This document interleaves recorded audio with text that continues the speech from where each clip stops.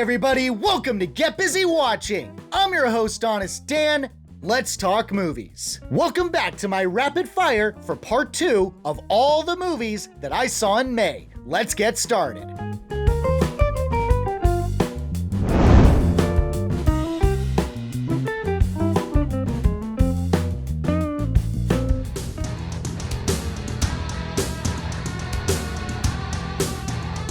Furiosa is taken from her home and spends her time surviving the wasteland and its psychotic inhabitants.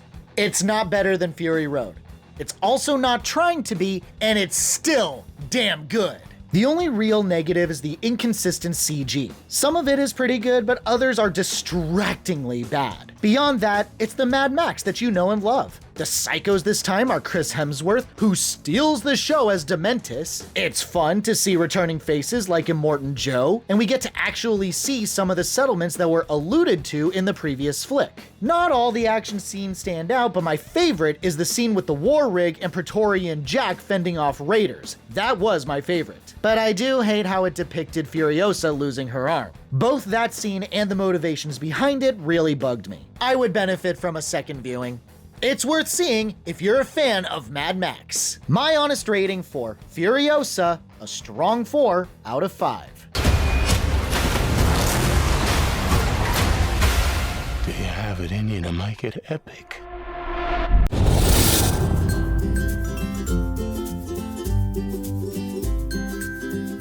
A woman gets pregnant and wants her best friend to be there for her who struggles with her own family life. I almost didn't like it because the comedy isn't that great, but when it's dramatic, then I like it. It's mostly in the first act where the comedy is try-hard, and only when Ilana Glazer and Michelle Buteau share screen time. But when they aren't trying to be funny, there is charm to seeing this woman, who is clearly not qualified to be a mother, evolve over the course of the story to be more independent and self-reliant. Essentially, to grow up. Not all the jokes were bad. The oldest son goes full Damien after watching The Omen, and scaring the nanny was hilarious. But what really hooked me in was the more genuine scenes, when the two ladies disagree, when they say rotten things to each other at the height of their stresses. Plus, Oliver Platt is always a treat. It doesn't always work, but when it does, I like it. If you've got a gal pal, drag her out to see this. My honest rating for Babes, a 4 out of 5. You think I can do this, right?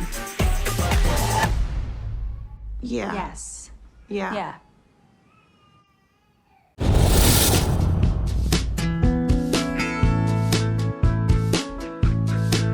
A young girl grieving the loss of her mother and fearing the loss of her father is roped into helping fantastical imaginary friends find new homes. Wow, this hits hard, dude. It strikes the perfect balance of being for kids and adults. The kids will enjoy this because of the colorful, cartoony characters that have big, loud personalities, with Steve Carell really laying it thick on the silliness. But I feel like everything serves a higher function, so I mostly let it slide. The closest thing to a downside is certain twists were obvious from a mile away, but even that serves a sweet function, so it hardly counts as a detraction. What really struck me was young Kaylee Fleming, who went through the menagerie of emotions. Sad, happy, excited, and transitioned seamlessly between them. Ryan Reynolds was great, John Krasinski steals hearts, and yes, tears will form in your eyes. It is a deceptively touching film that will strike a chord for the whole family. Don't miss out. My honest rating for If, a strong 4 out of 5. I can help you. How?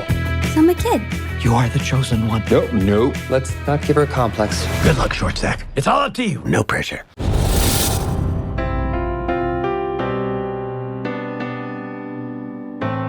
Based on the true events of Trudy Ederle, detailing her harrowing 21-mile swim across the English Channel in 1926. Damn, went in blind not knowing what to expect, came out thinking that was pretty good. How accurate the story is to the real events, I wouldn't know. From what little I read, it gets the core details correct, but definitely takes its liberties. I didn't care much for the in-your-face feminism that it was touting in the first half. Yes, it was a very patriarchal US in the 20s, but the openly defiant girl power felt disingenuous. But once the movie gets to the more interesting aspects of Trudy's accomplishments as a swimmer, especially the English Channel swim, then the movie kicks into high gear. It has its cliches, well, with a family that doesn't believe in her, especially the dad, but he warms up and becomes her greatest advocate. Yeah, I got it. If you've seen your underdog sports dramas, then you've seen this.